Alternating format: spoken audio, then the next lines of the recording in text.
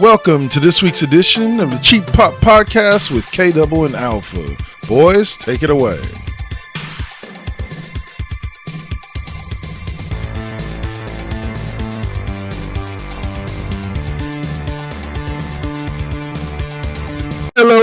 Hello. What is up? I am Double K Double, and I decided to do this portion of this episode in this sick Nigerian accent because I am inspired by Apollo Cruz, and we are getting back to talking about big sweaty men today. Alpha, my favorite person. There we go. Rain dance me in, brother. Oh man, with the K Double heel turn at the beginning of the episode. We're back again, once again, here to talk some wrestling, rolling after what is essentially a wonderful 2 weeks of wrestling, 3 weeks, because we're going to be talking about Survivor Series and NXT Takeover War Games, or just War Games now, as it's called. Yeah. Oh man, no. Actually, what's funny is that that accent comes from a completely different place, and I'll explain that to you next week. Than him, but you know, it was wrestling, so you know I had to bring it up. Just a quick shout out, real quick, before we dive into this NXT. Congrats to Dana Brooke. Like, I never got to say it on our last episode on winning a 24/7 championship. Like, I think it's an interesting twist. For sure, like, but congratulations, because I never thought that woman was going to end up winning the title. like I thought for sure she was going to go her whole career having never won a single title. You know what? Unpopular opinion, I actually fucking like Dana Brooke. All right, she's okay. She's okay. She's got a little bit of charisma. She's got a good look, but yeah, congrats to her. Anyway, all right, so let's talk some War Games. And let me get to here. Let's go like that, and let's go like this. NXT. Now, I bring you here because I wanted to say this to start this out. This pay-per-view reminded me of watching AEW, a Dynamite episode on AEW, as far as crowd reaction. Like, the crowd was very, very much into, like, storyline wise what was going on with these particular characters. And we're going to skip the pre-show match there.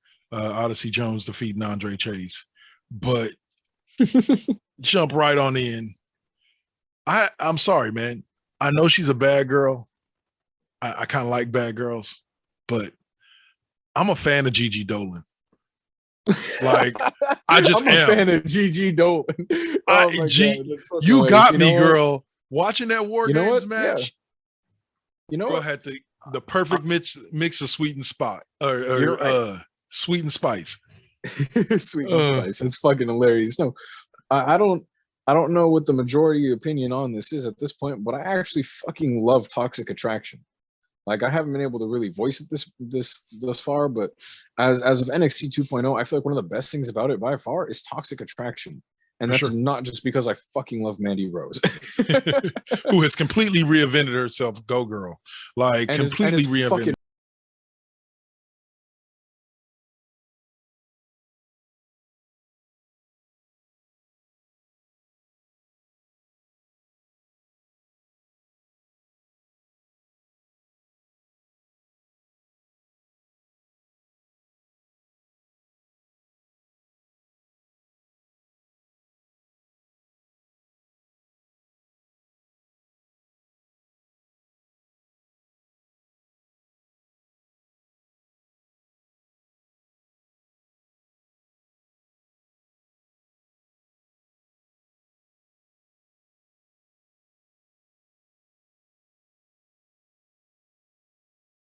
Not to take anything away from it, but that being said as well, the ending definitely did.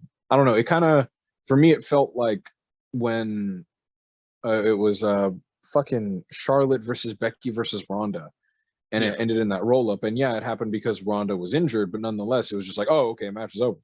Yeah, like, huh? Like, to an extent, like it was just like, oh, okay, like, oh, match is over. All right. That's, and really for me, it was to put it verbally. It was okay, that's what you were building to? Yeah, you're right. Like, not it wasn't that it caught me off guard, because I kind of had this feeling that Kaylee Ray was gonna get the pin anyway. Yeah, no.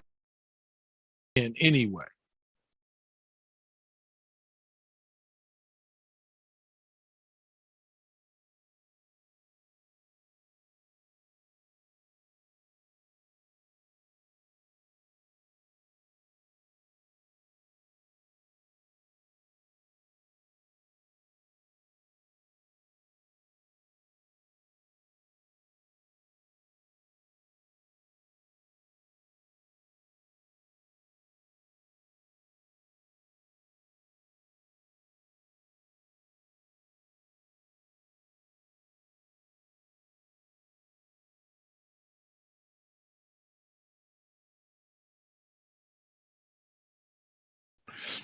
Exactly. It was not as good as Io Shirai's last outing in the War Yeah, Games. I will say that, but very it much was a so. fucking killer match. Yes. Though let's roll on to my personal favorite match. My personal favorite match. My personal favorite part of any takeover, that takeover tag team match.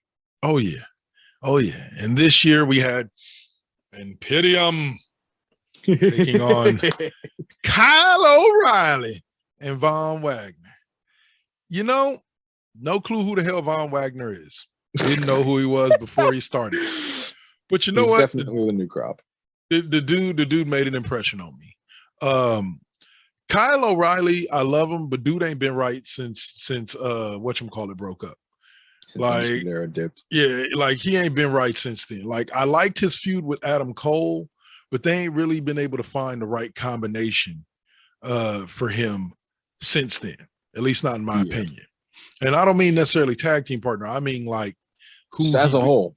Yeah, like who he's feuding with, because that Adam Cole feud really put him on the map, and I just really don't think they followed up with him after that. You know what? You're right.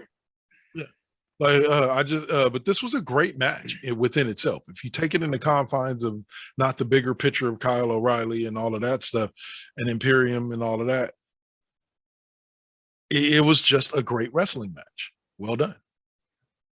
Yeah, I'll take that. You know, I feel like Von Wagner is. I'm just gonna get the joke out of the way now. I feel like Von Wagner is what happens when you go into 2K and you press auto generate superstar. Like you know how when you play 2K and you press create new superstar and there's that auto like blank bald face template dude with the black trunks. If you put some hair on that fucking dummy, you have Von Wagner in my opinion. Killing me. But for what it's worth, he's very good at being a generic big guy, and I'll take that. He is what's that fucking guy that was tag teaming with the Undertaker in the 2000s and had to split up from the WrestleMania match?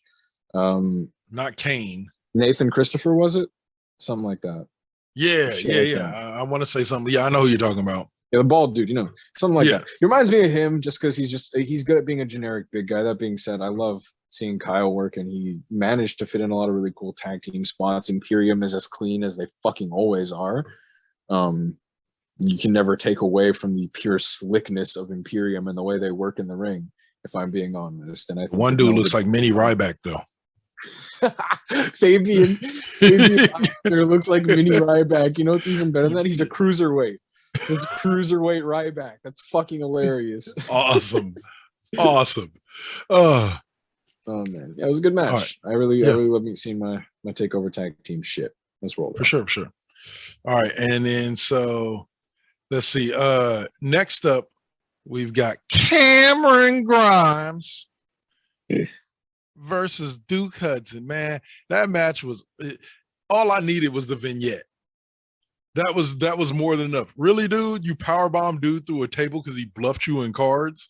Like, and I love you in cards. And I love Wade Barrett selling the fact of how dishonorable it is to bluff and not win, honestly. I was like, Mr. Wade Barrett, the Blackpool bare knuckle boxer. Fucking shit, man. Oh, what gets me though is I'm sitting there listening to him. I'm listening to him sell the shit out of how wrong it was, and I'm going, okay, dude, have you ever played poker? Yeah. Like the whole purpose of the game is to bluff your opponent, whether you have a better hand or not. Like, That's the whole purpose as if of poker. bluffing isn't literally something that you're supposed to do to fucking win. Oh my goodness. Oh, but yeah, well, bravo to God, Wade Barrett for God, selling the hell out of how disrespectful Wade that was, fucking and how Barrett. Cameron Grimes deserved to get his ass kicked for it. Like that's just hilarious. It's fucking great. And I thought for sure, I give WWE credit for the swerve. I thought for sure Cameron Grimes was going to lose, and then You know, he was you're going to right. end up going bald. And nope, it wasn't him. It ended up being the pretty boy, Mr. Hudson. You're right. I was actually thoroughly fucking surprised that Cameron Grimes won this. You know, with everything going on through the show and everything structured the way it is, I definitely thought Cameron Grimes would be the one person to take the fall for the new crop here. Yeah, but he fucking wasn't. To my surprise. Black and gold, baby. Black and gold. All right. So right before the main event, we had a group that I still know nothing about, even after watching this match. The Diamond Mine take on two guys I've never heard of in Joe Gacy and Harland, but I actually like those two. Yeah. Joe Gacy seems like a skinny Kevin Owens, but I'm gonna. Oh, sorry. Go ahead.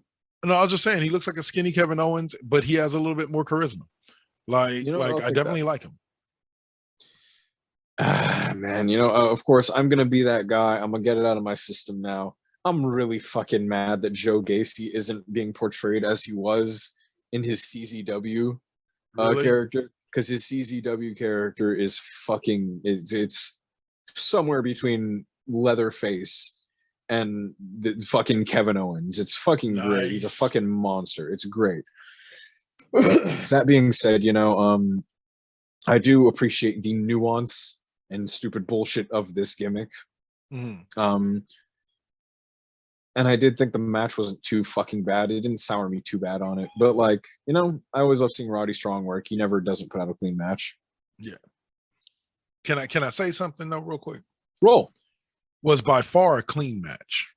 Very. But on this card, it was an A- compared to a lot of other A's and A+ as far as overall match. And that's just in comparison to the other matches that on the main card. You know what I'm saying? Good match on a fucking amazing card. Pretty much, yeah. Yeah.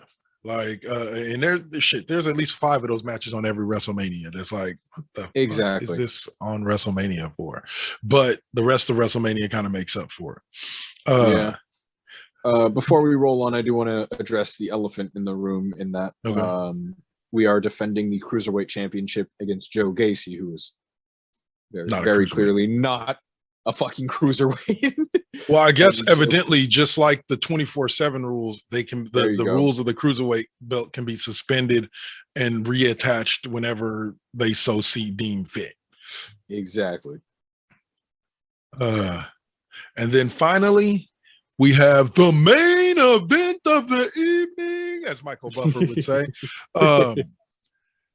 And a very good storyline to go with Team Black and Gold, even though it's funny to me because I'm like, LA Knight, you were on Black and Gold for 6 months, bro. Before it changed to NXT 2.0. LA Knight is as black and gold as Karrion Kross. Yeah, exactly. I'm just like, dude, I'm like, you were around for literally a hot minute before they switched over to NXT 2.0. But all right, cool. Exactly. You're the filler guy for Team Black and Gold, because all the rest have damn near been there since the beginning. Pete Dunne was. Yeah, LA Knight should have just been Matt Riddle or Finn Balor. Yeah, they should have brought somebody up. Now, quick side note, you heard that they brought in Matt Riddle back to NXT. Yes, he's the shaman. I've been watching it. He's the shaman of MSK, and that shit's fucking great. But let's get back to the match because we only got about 4 or 5 minutes left. All right. Let's roll. So yeah, Team 2.0, Braun Breaker, Carmelo Hayes, Grayson Walker, Tony D'Angelo, who all put up an amazing fight. Defeat Team Black and Gold, which is Johnny G, LA Knight, Pete Dunne, and Tommy C. Mr. Ciampa, if you're nasty. I want to say, but man, once again, Braun Breaker is a damn beast. Oh my fucking God. If they ever get him to the main roster in enough time to see Braun Breaker versus Brock Lesnar, give me that match. I'm there for it. I will sit my ass in front of any TV for as long as you want to get to that match, because I would love to see that. Braun Breaker is for real, period. The guy's the real deal. No, Carmelo Hayes. Carmelo Hayes looked like a G. Don't know if I buy his gimmick. I think there needs to be some tweaks to his personality before he makes the main roster. I need a little bit more to bite on with Carmelo Hayes. I think he's an incredible in-ring competitor. You know, he's great in the ring, great physical, great athlete, you know, but I need more to bite on for a character. Exactly. Tony D'Angelo, not being insulting, modern day Brooklyn Brawler. Like, I don't really see the dude winning any championships, but he can probably put on a hell of a match. You know, against just about anybody. So those four guys impressed the hell out of me, not just by winning, but just because they did everything that they shows that NXT moving forward is in great hands. You're right. You're right. You know, out of all these people, I feel like there's a lot of other people that should have definitely been in different spots around this card. But that being said, most definitely so. People like Braun Breaker and Carmelo Hayes definitely deserve to be there. Braun Breaker especially deserved getting the push of a fucking lifetime for a big reason. He is a fucking animal in that ring. He's insanely fucking talented. It's crazy. And if there's anything I can say about 2.0, especially to cap off a review of War Games, is that Braun Breaker is amazing, and that his name definitely can be a bit better. And I would have preferred definitely Rex Steiner, which is what they had in development at one point. Rex Steiner would have been fucking amazing. Yeah, that would have been beautiful. But he the looks fact just that like his daddy, he looks just fucking like Rick Steiner. Yeah. But like he pulls off everything amazingly. When I see him do a Frankensteiner, that shit makes me fucking mark out of my gourd. Yeah.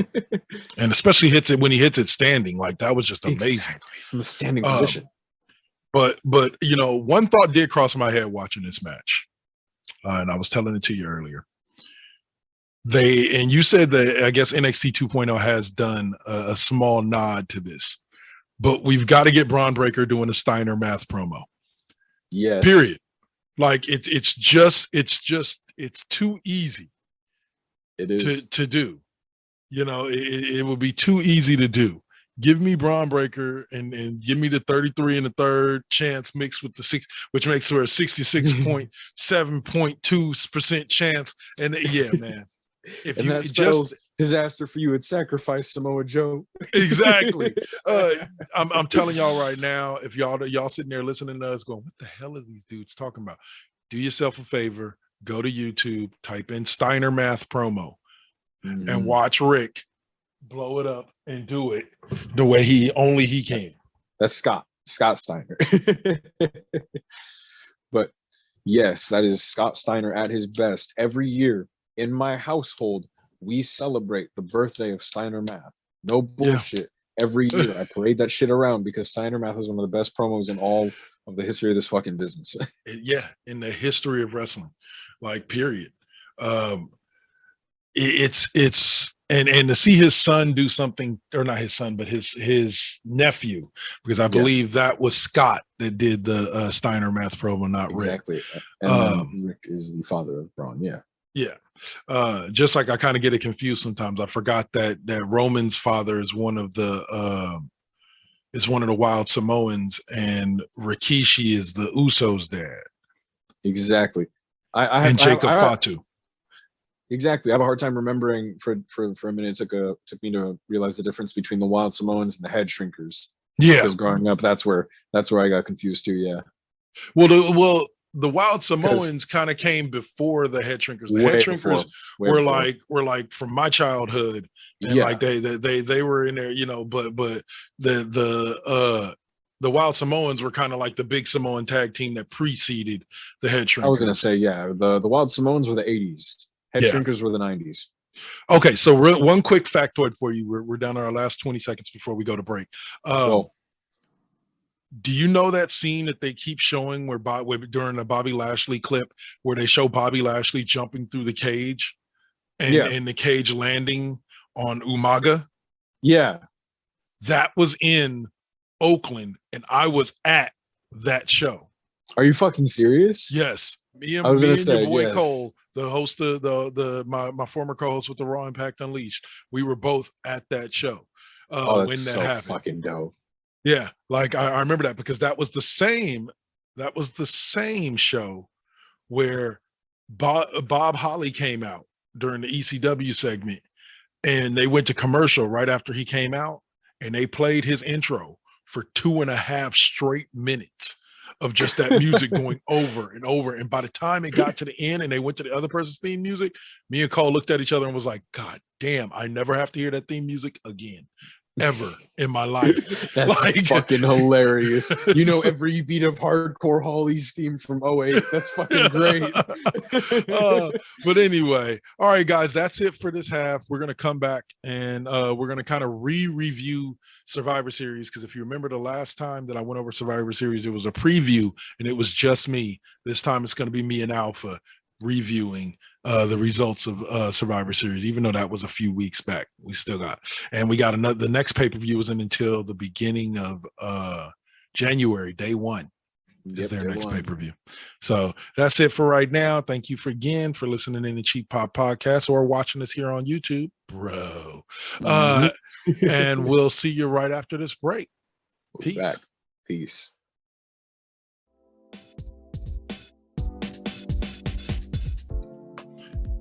Howdy, folks. This is Double KK Double here. I'm here to tell you all about the 4Aces Presents Radio Network.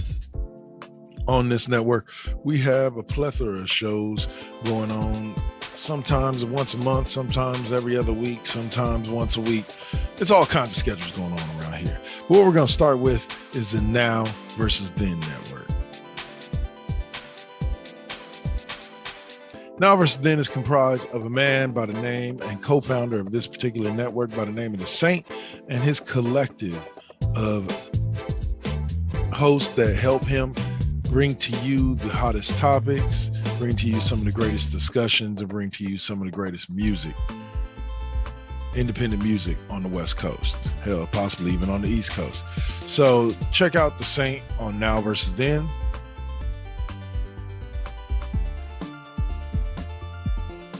Now versus Then West, and Now versus Then Deuce.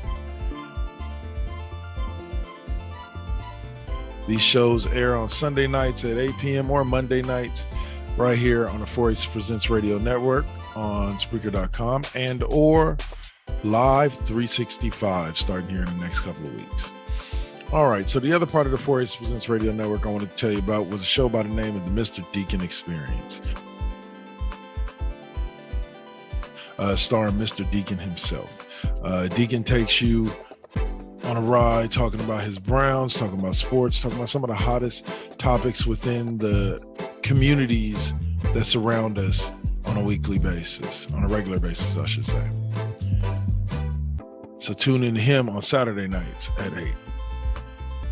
Now, the next part of the network is a few shows, some of which you may recognize, some of which are right here on YouTube, and that is the Double K Double Network.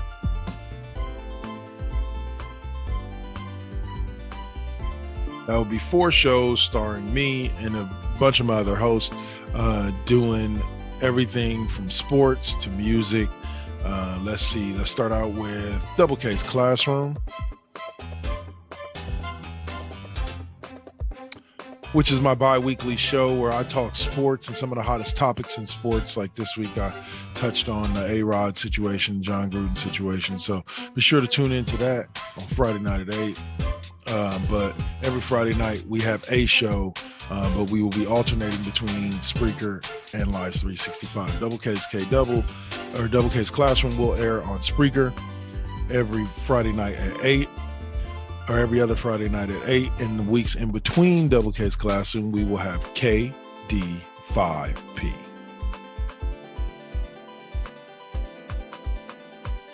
K-Double's fifth period music class, the show that will bring to you music from multiple generations, the 60s, the 70s, the 80s, the 90s, the 2000s on Live 365 every other Friday at 8 p.m. So be sure to tune into those shows. The next show that we have is the Cheap Pop Podcast. The Cheap Pop Podcast airs right here on YouTube as well as on Spreaker.com. It's a weekly show that alternates between talking pro wrestling and everything involved with that, from WWE to AEW, etc., to talking movies, entertainment, comic books, television shows, animated television shows, etc. You think about it, we probably talk about it. So that's on Sundays at 5 p.m. And then every other Sunday, the final show on this network stars me, The Duel, and Heather O'Malley, which, by the way, Cheap Pop Podcast also stars Alpha, a young man out of Sacramento. All right. And then, yes, the West Coast Bias with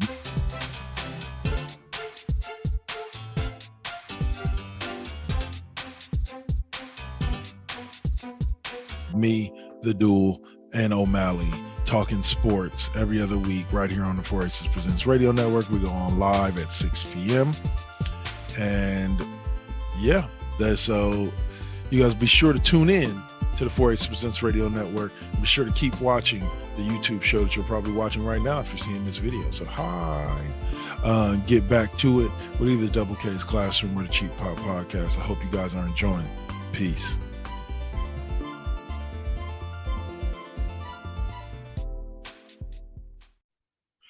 And we are back, like Back to the Future. And we are back to talk more wrestling. WWE to be exact. And as always, on this journey with me is my brother Alpha. What's up? Oh, you know it. Now we're back to our regularly scheduled fun house, back to Vince's House of Muscles and fucking Hornets. We're talking main roster W. Hell yeah. All right, so Survivor Series was the most recent pay-per-view that has been released, so to speak, and that was about 3 weeks ago. It was on the weekend of my birthday, so it was like November 20th or 21st, somewhere like that. I want to say 21st. Yeah, November 21st. So it was the day after my birthday. Good shit. We saw several great matches. It was basically a brand versus brand matchup, which is what they've made Survivor Series into. You had the IC champ take on Damian Priest and win by disqualification because Priest snapped and beat the shit out of him. Fucking Priest decided to go into fucking beast mode, into Priest mode, if you will. Know, I hope take fucking Boogs' guitar. I will say this. I hope that this goes somewhere. Like this him snapping every match actually goes somewhere. I think it's ironically enough a little bit more Punishment Martinez sprinkled into the Damian Priest gimmick, and I like that. Nice. Well, if he's getting back to his true self, I'm here for that. But it's just interesting to watch him do it. They opened the pay-per-view with, what did I say? I know that people like Stone Cold have said the first match is just as important as the main event, and they only want to put people who can perform in those matches because they kind of dictate the crowd for the night. Yeah. I thought it was a great match, just like we thought it. But like I said in that last episode when we talked about it, the unaired, unrecorded episode, I'm just kind of over Becky Lynch versus Charlotte Flair.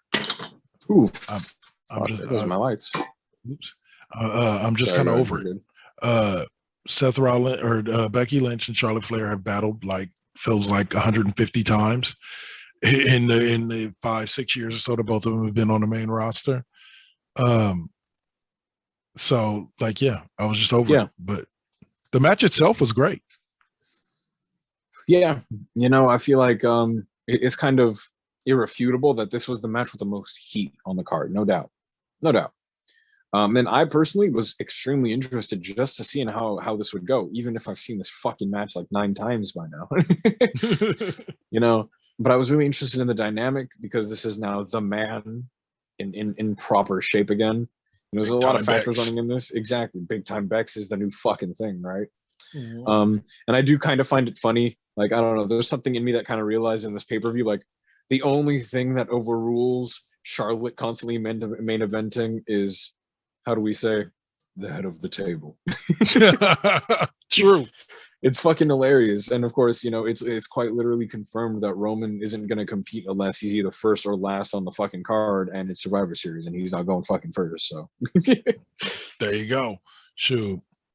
Especially when it's champion versus champion. They're definitely not putting that match last. So so that led us into our first Survivor Series match. Team Raw, Rollins, Balor, Owens, for some random reason, Austin Theory, and Bobby Lashley. And then versus McIntyre, Hardy, who's no longer with the company. Get some help, as brother. Of today. Yeah. King Woods, Happy Corbin, and Sheamus for Team SmackDown.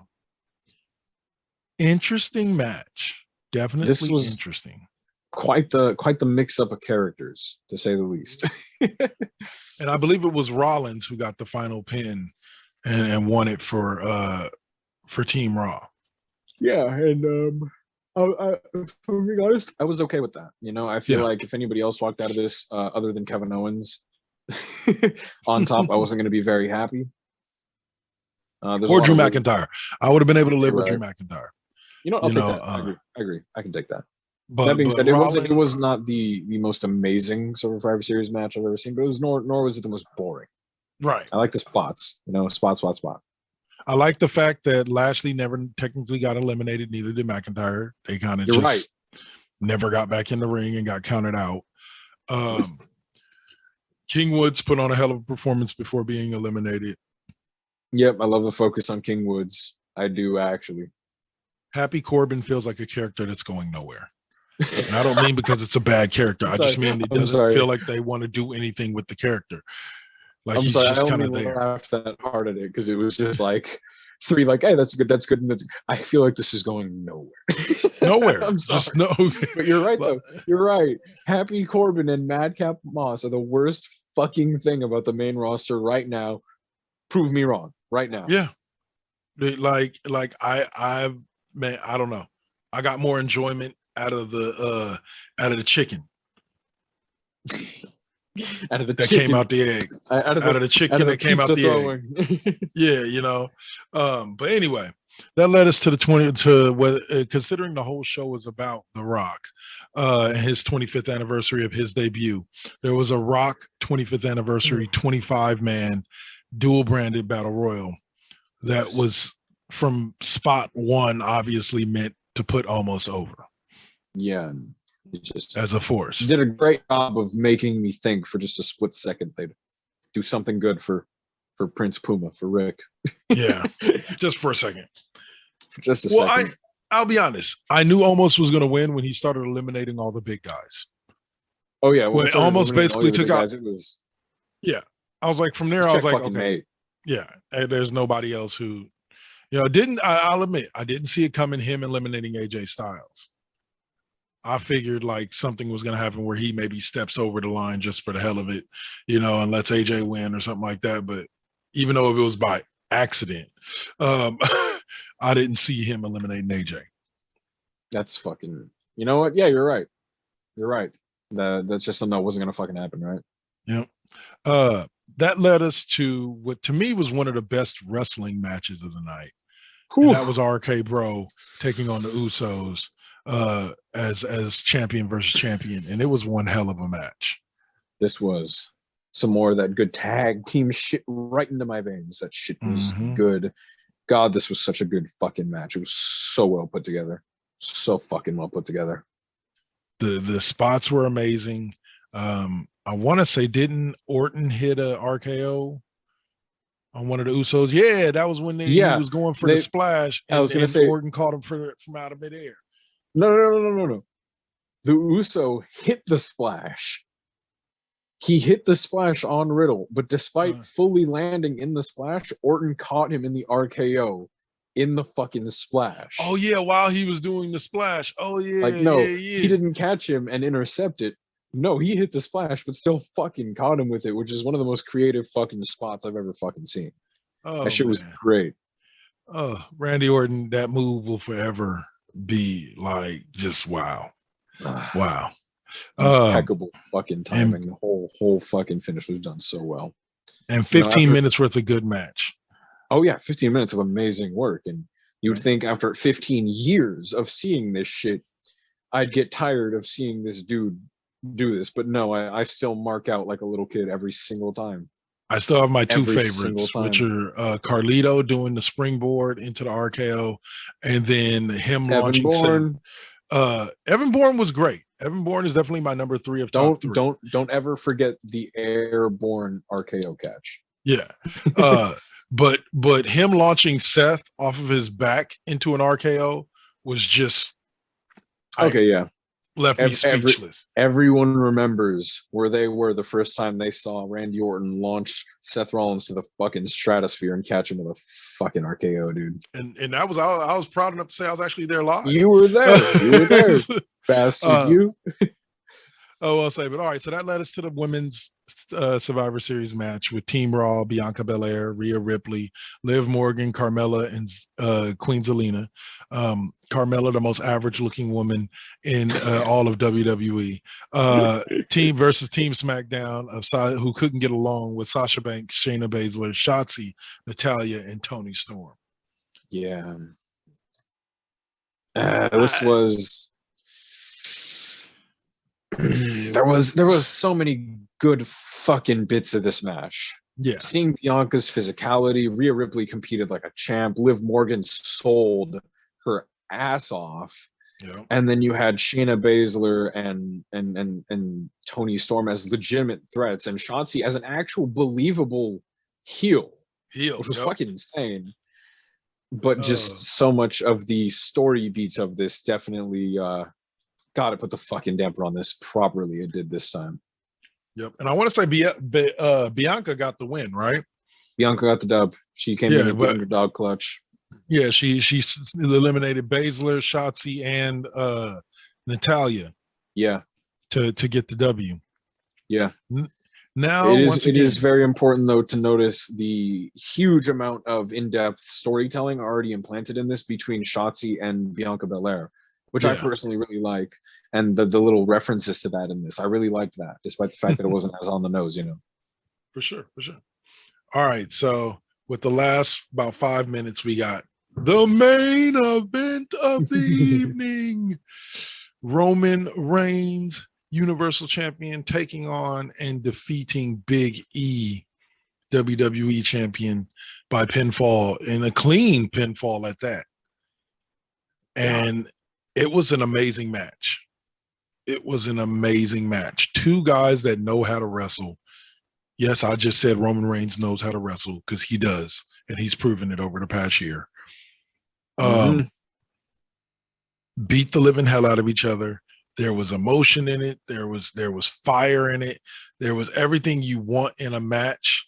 Big E's pissed because Roman Reigns been beating the shit out of, and they hurt Kofi, and he's been beating the shit out of Xavier Woods, and which, by the way, that go home Raw, or that go home SmackDown, where they set up Roman Reigns to be attacked by Big E was beautiful. Like, that was very well done. Even though I saw it coming from a mile away, as soon as King Woods challenged him to be out there, I was like, oh, this is setting up for Big E to come and attack him. And after what happened on Raw, but the match itself was just, I can't say a clinic. It wasn't, it was on the border of being a clinic. Oh yeah, absolutely. You know, like him and Roman Reigns, just, they know how to wrestle, period. Absolutely. It's hard to really, it feels like I'm repeating myself over and over again when it comes to these Roman matches, but it really is just these 30-minute amazingly told wrestling stories every single time. And he's managed to put in different beats of each of the different faces that he goes against. And with E, it's just E's overwhelming spirit. He's just got so much fucking heart 100% of the time, E is heart and will like personified, and that is showed out so much throughout this match. And if I'm not mistaken, did E power out of a guillotine, or did he? No, he powered out of the guillotine. Yeah, he did. Yeah, yeah. If I'm not mistaken, E is one of the first, or the first person to power out of the fucking guillotine clean. Yeah. I don't know. Lesnar, I believe, has. Lesnar has. Yeah, Lesnar has. Yeah. But other than Lesnar, I don't think I can remember anyone other than E, because E powered out of it clean. And there was a lot of little beats like that that showed just how much they have to believe, how much you can believe in E as a face and as a hero. And Roman did a great job of putting E over as an absolute valiant hero. Roman Reigns still manages to, for lack of a better term, he's the Sephiroth of wrestling. He's the final boss. And like I said, I love that they're building him and Lesnar again at day one. That's going to be Lesnar Reigns 2, right? Yes. So well, this year, yeah. Right. Well, no, I'm just saying like that'll be Lesnar Reigns 2, because from what I've read, they're talking about Roman Reigns versus Lesnar is supposed to be the main event of one of the nights at WrestleMania. Yeah. For the Universal title. I believe that'll probably be when Roman drops it. But we'll see. We'll see. Yeah. All right, brother. We're down to 30 seconds left. Why don't you go on ahead and take us home? You know how it goes. My people, please be safe. We're back. And we're going to be talking some Hawkeye. We're going to be talking about a whole load of shows. But thank you for joining us to talk about some wrestling. Thanks for joining us in my new juicy fucking lighting. And we'll be back next time. Once again, peace. Peace.